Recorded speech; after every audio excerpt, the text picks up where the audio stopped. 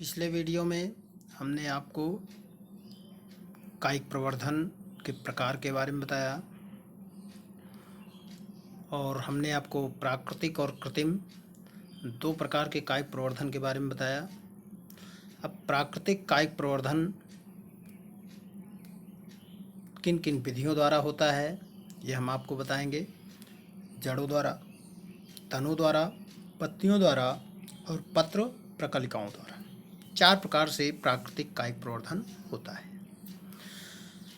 अब जड़ों द्वारा किस प्रकार से कायिक प्रवर्धन होता है, तो प्राकृतिक रूप से अगर कायिक प्रवर्धन देखा जाए जड़ों द्वारा, तो जड़ों द्वारा कायिक प्रवर्धन में जैसे शकरकंद है, डहेलिया है, इन सब में जड़ों पर ही कुछ अपस्थानिक कलिकाएं निकलती हैं।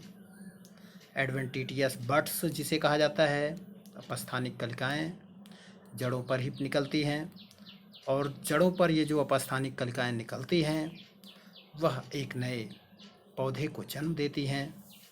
तो इस तरह से शकरकंद और डहेलिया में जड़ों द्वारा प्राकृतिक रूप से कायिक प्रवर्धन होता है। अब बात होती है तनों द्वारा। तो तनों द्वारा प्राकृतिक रूप से कायिक प्रवर्धन अगर हम बात करते हैं तो तनों में तने पर ही कुछ कलिकाएं निकलती हैं और वो कलिकाएं अलग होकर के एक नए पौधे को नया रूप देती हैं। और अगर तनों की बात करें तो तनों द्वारा जो प्राकृतिक रूप से कायिक प्रवर्धन होता है, प्राकृतिक कायिक प्रवर्धन वो दो प्रकार का होता है, एक भूमिगत तनों द्वारा और दूसरा अर्धवायवीय तनों द्वारा। भूमिगत तनों द्वारा और अर्धवायवीय तनों द्वारा, क्योंकि तने भूमिगत भी होते हैं, अर्धवायवीय भी होते हैं, वायवीय भी होते हैं। इसलिए तनों द्वारा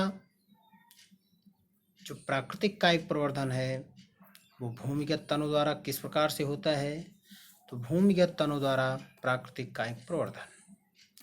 भूमिगत तनों द्वारा अगर हम बात करेंगे भूमिगत तनों द्वारा की, तो भूमिगत तने हैं जैसे प्रकंद के रूप में भी होते हैं, भूमिगत तने प्रकंद के रूप में भी होते हैं, कंद के रूप में भी होते हैं, घनकंद के रूप में भी होते हैं और शल्क कंद के रूप में।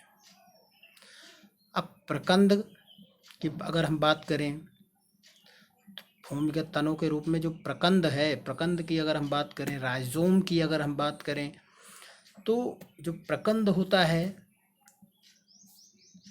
जैसे केला है, अदरक है, हल्दी है, इन सब में तना जो होता है वो भूमिगत होता है लेकिन प्रकंद के रूप में होता है।